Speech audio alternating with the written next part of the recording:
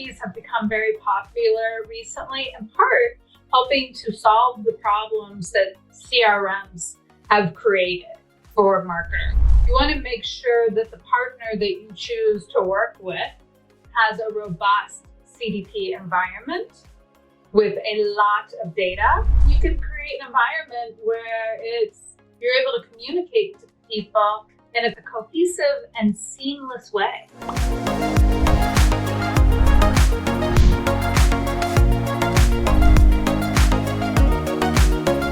Welcome to the Growth Genius series brought to you by DMA Asia and Infidigit.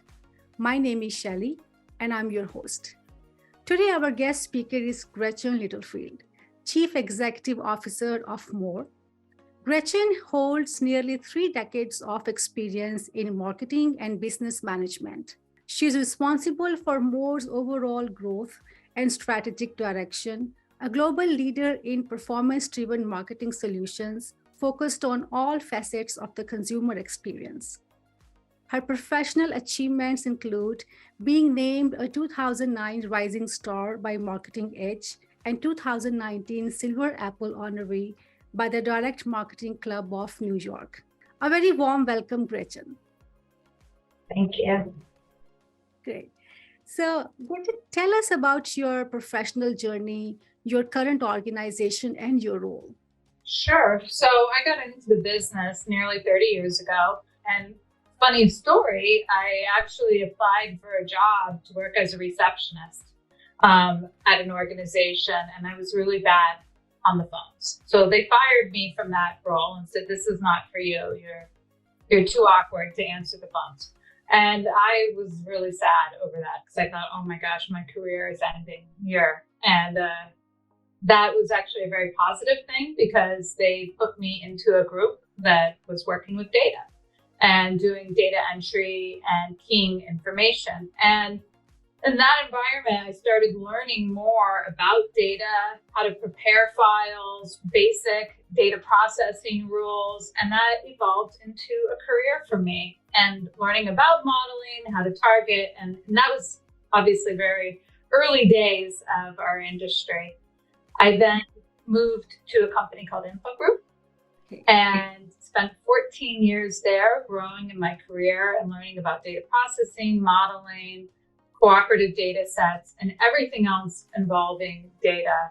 And it was just a fantastic experience. I moved to More 4 years ago as CEO, and we are a company that focuses on the entire supply chain for fundraising for nonprofits. So that's all the way in the very beginning step of strategic and creative guidance with our agencies to data management, modeling, analytics, and identifying who's the best person to target and send an offer to on behalf of our clients, as well as the production of television ads, video, digital ads, and actual direct mail, all the way to the very end of that supply chain, which is what we call caging, which is gathering data, keying, and then sending it to the beginning of the supply chain all over again. So our company is roughly 5,000 employees that are all dedicated to helping raise money for some of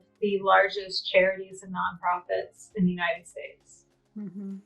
Very interesting. Yeah. Yeah, I'm sure you must be enjoying it. Oh, I love it. I mean, I feel like very fortunate in that the work that we do goes to help a lot of people.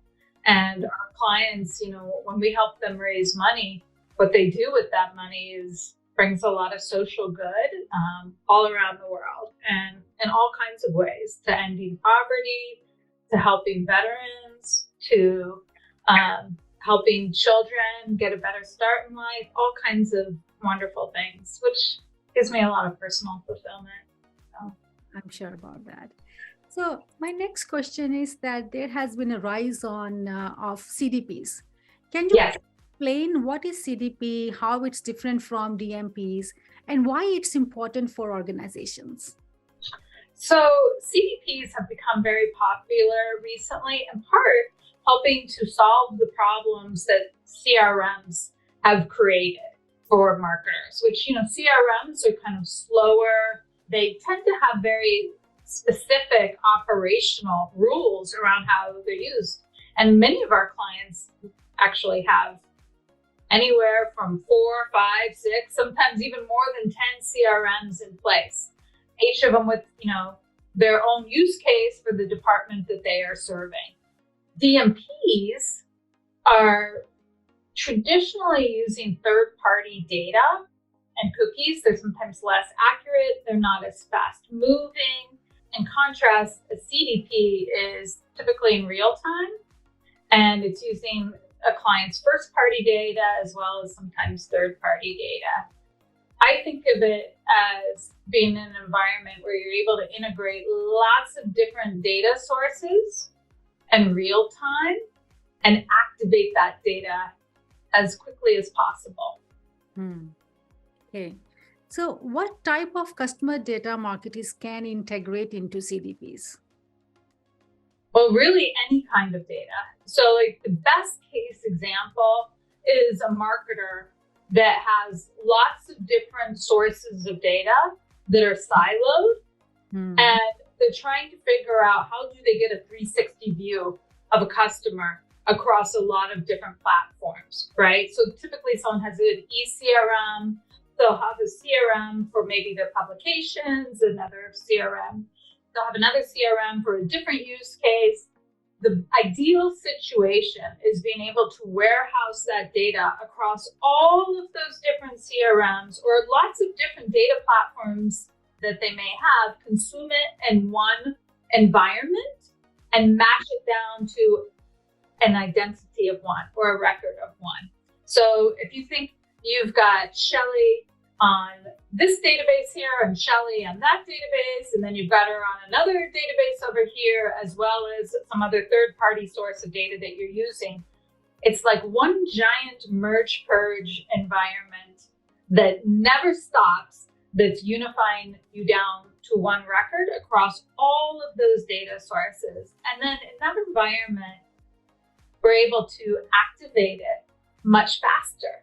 So, you can imagine you've got, right now, there are a lot of organizations that truly can spend like months trying to get all of their different data sources to communicate with each other. In this environment, you're communicating in real time, matching down to a single record and able to activate it much, much faster.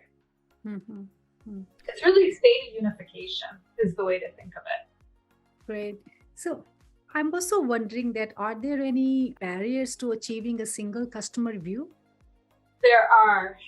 And, the number one is siloed databases, the ability to match. So you want to make sure that the partner that you choose to work with has a robust CDP environment with a lot of data and where you're able to match across multiple different match keys. So that could be email addresses, it could be your physical address, historical physical addresses, maybe your address from where you were, 3 or 4 years ago, or most people have somewhere between 7 to 8 different email addresses they use for different use cases.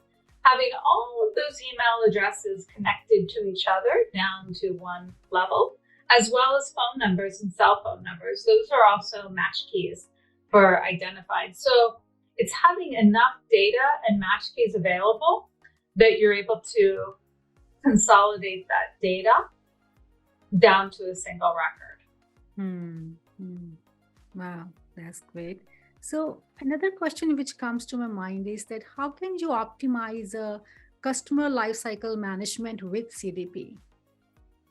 So it's the ideal situation to manage lifecycle management because, when you're thinking about lifecycle, you're thinking about how you're going to communicate and build that journey for your customer across channels, right? And if you don't have all of the information from all of the different channels consolidated into one view, it's very difficult to be able to activate that data across all of your channels. So in a CDP environment, you're able to, again, consolidate all of your data. It's a terrific environment to model within as well bringing in third party, matching it with your first party data, and modeling it, and then activating it, because all of those solutions are cloud-based. You're able to build pipes out to both your ESP, for text, and also for direct mail and all channels really, and activate that data much faster from that kind of environment. And the other thing to think about too is it creates an environment where you don't have to get rid of the CRMs, right? As everyone knows, inside of most organizations, nobody wants to leave their CRM. And quite often they do have functionality that's important to the department that they're servicing. Yeah. So if you're able to build out a data architecture that allows people to keep their CRMs for the use cases that they were intentionally designed for, it's an inexpensive way to be able to bring all that data together from all of these CRMs and activate it in that environment without having to deal with disruption to current workflows inside of a company. And you also don't have all the political issues of who gets to keep their database, who doesn't, and all that stuff. So, yeah, interesting. My another question is on privacy. So, privacy laws are changing all the time. In USA, there are so many different privacy laws. And what role privacy is playing in the data-driven marketing with CDPs? So there's a lot of changes that are happening, and it's evolving very quickly. Each state has different legislation around data and privacy rules. It's important to be up on what the laws are by each state, where we have an entire team of people that are watching legislation, making sure that we are complying with the law. A really good rule of thumb is kind of to follow, that's common sense, which is if a consumer asks you to remove their name or not to market to them for any reason, honor that request. So, if somebody says, I really don't want to receive catalogs anymore from you, make sure that you are keeping that information, honoring it. A CDP can also make sure that you're carrying that information. And if that's in that activation platform, it's an environment that you can make sure it is communicated across all of your different departments. So if you think about it, like, you're bringing in information on one database, just like we talked about at the beginning, Shelly lives on 3 or 4 different databases. Well, even if you're told to maybe take you off one department, maybe the information doesn't make its way back to the other departments. If you're launching all of your marketing activities out of a CDP, it's an environment to make sure that you are very carefully making sure you're not continuing to solicit someone who chooses not to be. It's an environment that allows you to sort of cross all the different channels. Does that make sense? Yeah, no, you're right. So because this doesn't happen, right? So people don't respect when consumers they ask not to send mails and not to send any information, then it should be respected and taken care of. Another thing which I wanted to ask is that are there any limitations or challenges of CDP? Some of those limitations are based upon the provider you may choose to go with, what their data sources are. We have an identity graph that we've built that we use to help our clients identify who a person is across a lot of different channels, but also, historical information in case you may have outdated information or information is coming in from a third party where you're renting a list. It's able to connect, hey, this is Shelly at her old address from 5 years ago. This is the same person, right? If your partner doesn't have enough robust data, then you will have limitations there. But as it is right now, CDPs are solving a lot of the problems around not having cookies, for example. So it's a terrific environment. Great. So are there any examples which you can share with us? Any, CDP use case studies or any example of a successful, case study?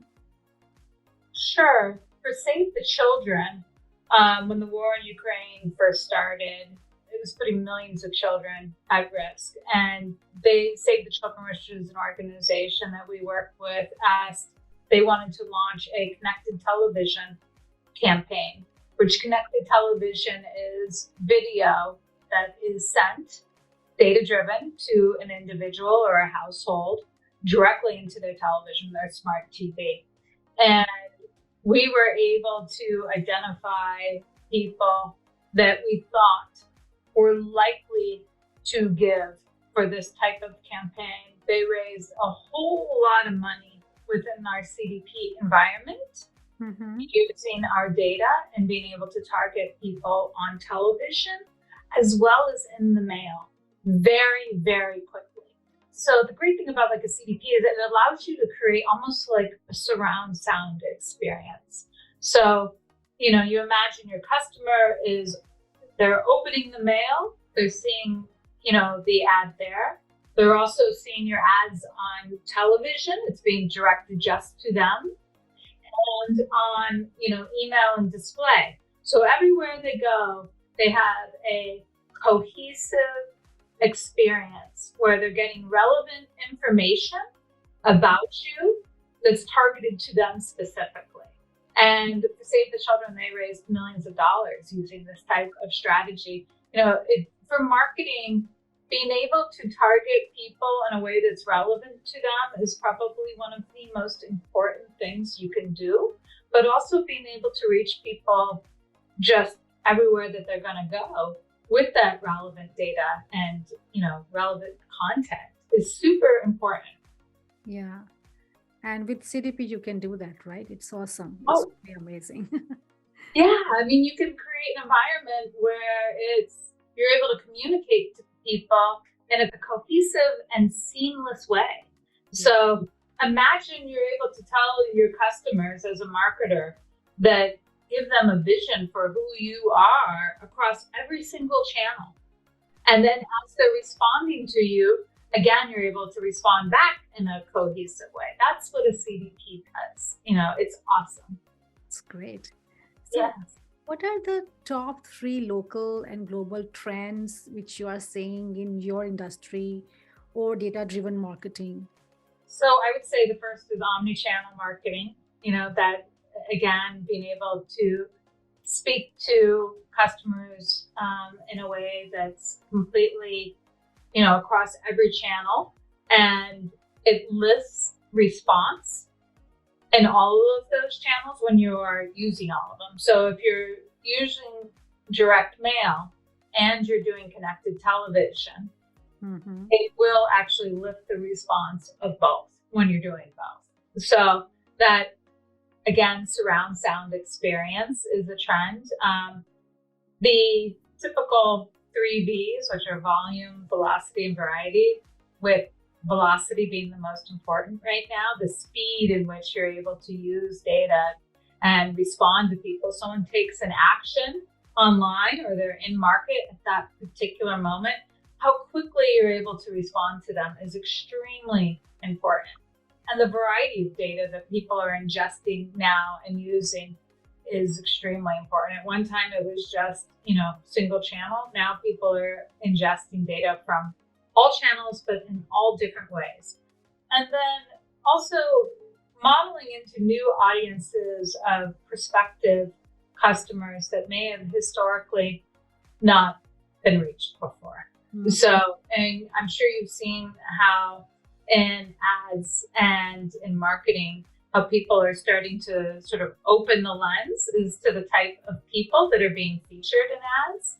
It's the same thing in modeling and data and analytics, is modeling for people that are non-traditional customers. There are people that, that they may have not historically modeled into because they did not look like their previous customers. Yeah. But we know they have still the possibility of giving or buying. Those are the types of people that people want to reach now.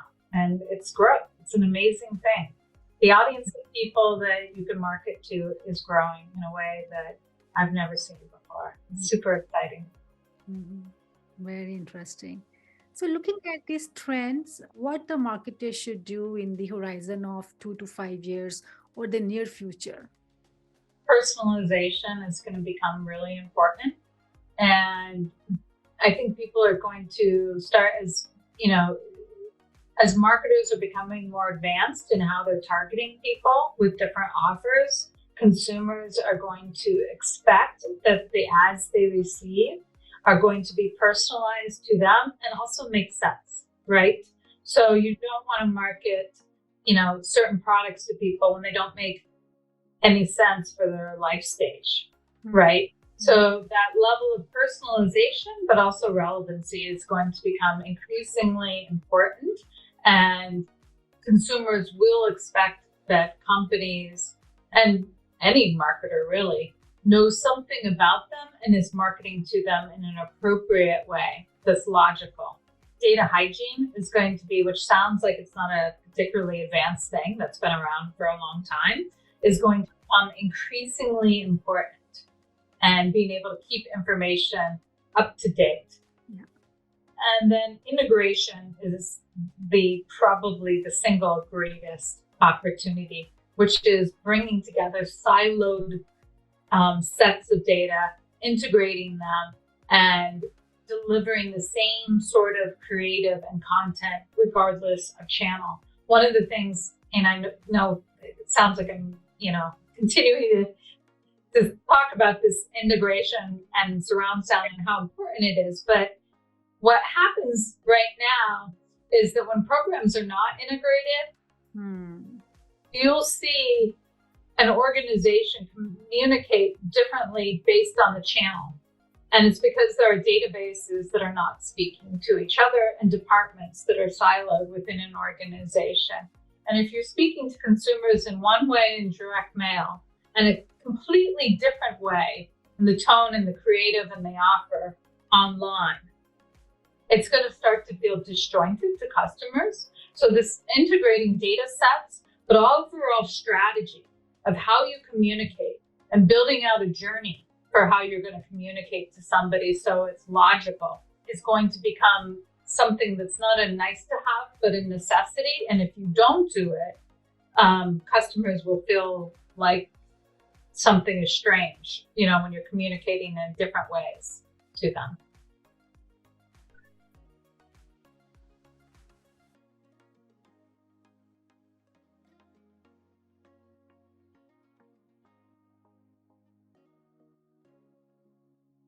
Oh my passion.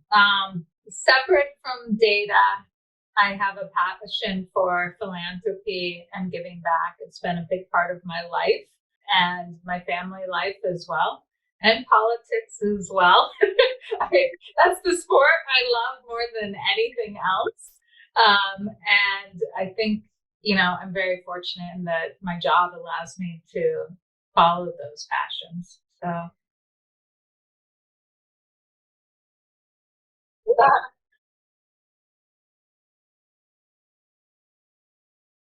on LinkedIn is a great place to connect, and you can also find us at wearemore.com.